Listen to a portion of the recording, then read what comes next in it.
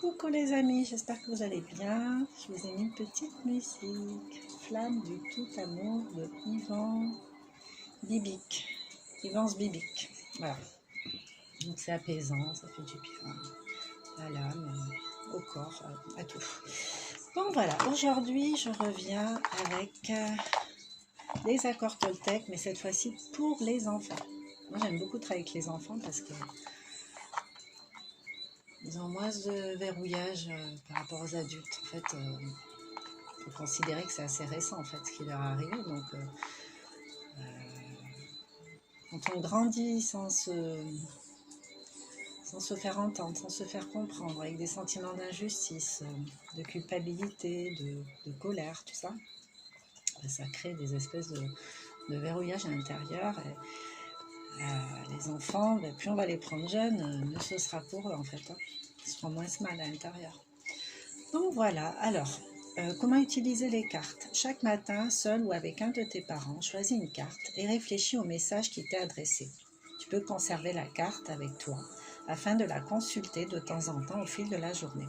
Donc évidemment, à adapter selon l'âge de compréhension des enfants, s'ils lisent ou pas. S'ils lisent ou pas, mais moi je trouve intéressant de pouvoir en parler justement avec l'adulte pour élargir un peu leur champ de vision, mais le nôtre aussi, hein, en effet miroir, les enfants, on apprend tellement avec nos enfants et puis ceux des autres. Hein. Bon, ben, je tire une carte et puis on va voir ce que ça raconte. Commence ta journée du bon pied et prononce abracadabra. Bon, ça c'est un jeu qui va me plaire à moi aussi.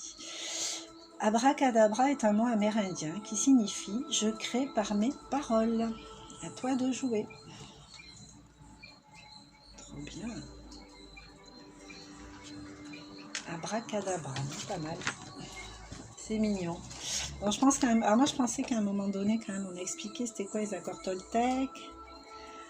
Alors en fait derrière, bon, si vous achetez le jeu, hein, que vous voulez lire à vos enfants, les accords Toltec sont formidables pour t'aider à avoir confiance en toi, à te sentir libre, à prendre du recul sur les petites difficultés du quotidien. Alors, voilà, 81 cartes. Bon allez, on va en tirer une autre. Donne-toi de la force chaque matin. Répète-toi devant la glace ou à l'intérieur, hein, tu n'es pas obligé de parler à voix. Personne ne vaut mieux que moi et je ne vaux pas mieux que personne. Personne ne vaut mieux que moi et je ne vaux pas mieux que personne. Bon, ben fermez les yeux, je vais répéter. Personne ne vaut mieux que moi et je ne vaux pas mieux que personne.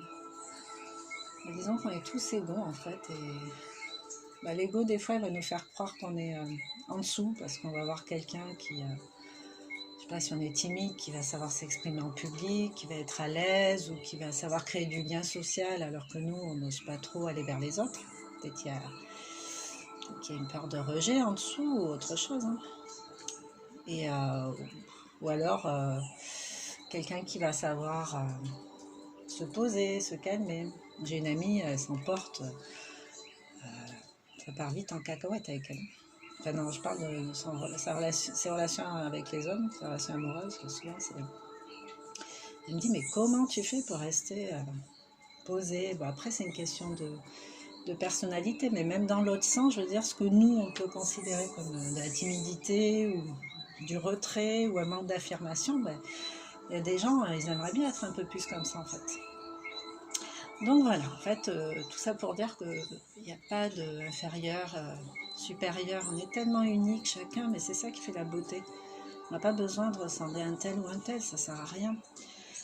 Donc l'idéal, c'est d'avoir l'humilité de savoir qu'en fait, on n'est ni supérieur ni inférieur aux autres. Voilà. Donc vous pouvez reformuler. Hein. Personne ne vaut mieux que moi et je ne vaux pas mieux que personne. Reformuler... si ça ne vous parle pas plus que ça, moi perso, j'aurais reformulé. Allez, une dernière pour la route.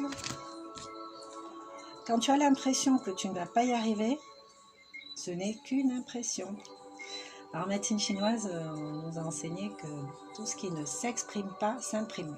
Tout ce qui ne s'exprime pas s'imprime. C'est-à-dire que tout ce qu'on n'a pas réussi à dire, à formuler, à sortir de notre corps, des choses qui sont désagréables pour nous, ben, ça imprime à l'intérieur. Et s'imprimer, c'est quoi? Ben, c'est aller s'installer dans la cartographie du corps en fonction de l'émotion, parce qu'on sait que chaque duo d'organes est relié à une émotion en particulier. Et du coup, ça va se transformer en blocage physique, voire pathologique.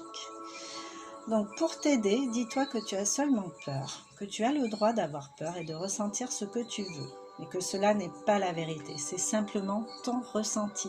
C'est pas une vérité pour tous, c'est ta vérité à toi avec ton ressenti. On peut se sentir rejeté alors qu'on ne l'est pas. Si par exemple on arrive, on est avec des amis, puis ils se parlent entre eux, ils ont un rendez-vous ailleurs, et que nous, personne ne nous propose rien, mais bien sûr qu'on peut avoir un sentiment de rejet. Attends, j'existe pas, je suis transparent, je compte pas, je suis nulle à leurs yeux. Enfin, on peut se raconter pas mal de choses. Hein. Et au final, ça peut être juste, mince, excuse-moi, comme je sais que t'aimes pas trop ça, j'ai même pas pris la peine de te le dire, ou alors excuse-moi, j'ai complètement oublié de t'en parler. Voilà, ben, l'idée c'est justement de crever l'abcès tout de suite, comme ça on dort pas avec, on mange pas avec, on se fait pas du mal avec.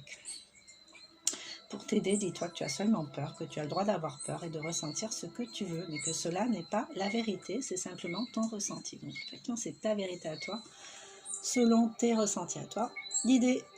L'idéal, c'est de parler à tes ressentis pour savoir ce qui ne va pas et comment tu peux les aider.